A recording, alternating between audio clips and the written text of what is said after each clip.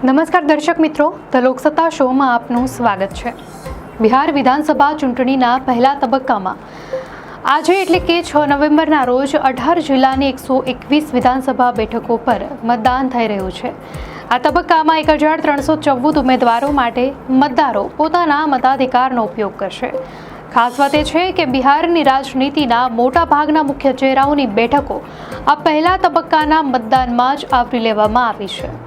આ મહત્વપૂર્ણ તબક્કામાં પટના, મુઝફ્ફરપુર, દરભંગા, મધેપુરા, સહરસા, ગોપાલગંજ, સિવાન, સારણ, વૈશાલી, સમસ્તીપુર, બેગુસરાય, લખીસરાય, મુંગેર, શેખપુરા, નાલંદા, બક્સર અને ભોજપુર જેવા જિલ્લાઓની બેઠકો પર 1314 ઉમેદવારોએ પોતાનું નસીબ અજમાવ્યું છે। બિહારમાં આ વખતે પણ સ્પર્ધા મુખ્યત્વે શાસક એનડીએ અને વિપક્ષી મહાગઠબંધન વચ્ચે છે, પરંતુ રાજકીય વ્યૂહરચનાકાર પ્રશાંત કિશોરની નવી પાર્ટી જનસુરાજ પણ ઘણી બેઠકો પર ત્રીજા પરિબળ તરીકે મજબૂત પડકાર ફેંકી રહી છે, જેના કારણે ઘણા સમીકરણો બગડવાની સંભાવના છે। આ તબક્કાની સૌથી ચર્ચાસ્પદ બેઠકોમાં મહાગઠબંધનના મુખ્યમંત્રી પદના ઉમેદવાર અને બિહારના પૂર્વ નાયબ મુખ્યમંત્રી તેજસ્વી યાદવની રાધોપુર બેઠક મોખરે છે। રાધોપુરથી ભાજપના ઉમેદવાર સતીશકુમાર સિંહ સામે તેજસ્વીનો સીધો મુકાબલો છે। અહીં મુકાબલો એટલા માટે રસપ્રદ છે કારણ કે 2010ની ચૂંટણીમાં સતીશકુમારે તે સમયે જેડીયુના ઉમેદવાર તરીકે તેજસ્વીના માતા અને પૂર્વ મુખ્યમંત્રી રાબડી દેવીને હરાવ્યા હતા। જ્યાં યાદવ પ્રભુત્વવાળી બેઠક પર આરજેડીના ફર્સ્ટ ફેમિલી માટે પ્રતિષ્ઠાનો સવાલ છે, તો બીજી તરફ લાલુ પ્રસાદ યાદવના મોટા પુત્ર તેજ પ્રતાપ યાદવ મહુવા બેઠક પરથી ચૂંટણી લડી રહ્યા છે, પરંતુ આ વખતે તેઓ આરજેડીથી અલગ થઈને બનાવેલી પોતાની નવી પાર્ટી જનશક્તિ જનતા દળના બેનર હેઠળ મેદાનમાં છે।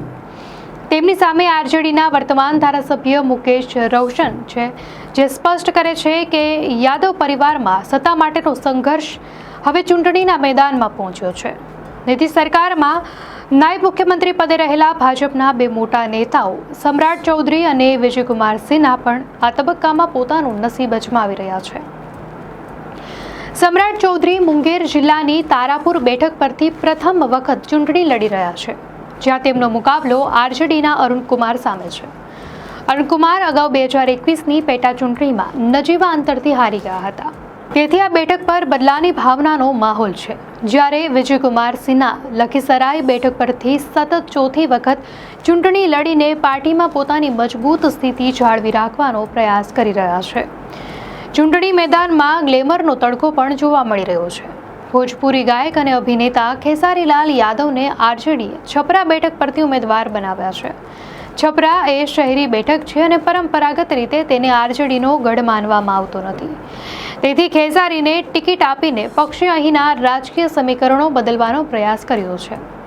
તેમનો મુકાબલો ભાજપના છોટી કુમારી સામે છે, જેમના પ્રચારમાં ભોજપુરી ફિલ્મ જગતના દિગ્ગજો પવનસિંહ અને દિનેશલાલ યાદવે પણ ભાગ લીધો હતો।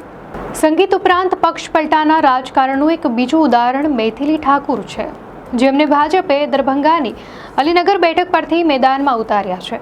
ગત ચૂંટણીમાં આ બેઠક પર આરજેડીના વિનોદ મિશ્ર નજીવા અંતરથી હાર્યા હતા, તેથી મૈથિલી ઠાકુરને મેદાનમાં ઉતારવા પાછળ ભાજપની યુવા અને સાંસ્કૃતિક ચહેરો રજૂ કરવાની વ્યૂહરચના છે। બીજી તરફ મોકામાં બેઠક પર બાહુબલી ગણાતા બે જૂથો આરજેડીના ઉમેદવાર અને સૂરજભાન સિંહના પત્ની વીણા દેવી અને જેડીયુના અનંતસિંહ સામસામે છે। અનંતસિંહની ચૂંટણી પહેલા થયેલી ધરપકડને કારણે આ બેઠક વધુ ચર્ચામાં આવી છે, જે ચૂંટણીના પરિણામોને પણ પ્રભાવિત કરી શકે છે। આ ચૂંટણીની સૌથી નવીન ચર્ચા ગોપાલગંજની ભોરે વિધાનસભા બેઠક પરથી થઈ રહી છે, જ્યાં પ્રશાંત કિશોરની જનસુરાજ પાર્ટીએ ટ્રાન્સજેન્ડર પ્રીતિ કિન્નરને ટિકિટ આપી છે। બિહારના રાજકારણમાં કોઈ મુખ્ય પક્ષ દ્વારા ટ્રાન્સજેન્ડર ઉમેદવારને ટિકિટ આપવાનો આ એક અનોખો અને પ્રથમ કિસ્સો છે, જે સમાવેશી રાજકારણની દિશામાં એક પગલું છે। સિવાનમાં પૂર્વ બાહુબલી સાંસદ શહાબુદ્દીનના પુત્ર ઓસામા શહાબ રઘુનાથપુર બેઠક પરથી આરજેડીના ઉમેદવાર તરીકે ચૂંટણી લડી રહ્યા છે, જેના પરિણામો પૂર્વ સાંસદની રાજકીય વારસો નક્કી કરશે। તે જ રીતે બાહુબલી મુન્ના શુક્લાની પુત્રી શિવની શુક્લા પણ લાલગંજ બેઠક પરથી આરજેડીના ઉમેદવાર છે, જે લંડનની લીડ્સ યુનિવર્સિટીમાંથી કાયદાનું શિક્ષણ મેળવીને રાજકારણમાં પ્રવેશી છે।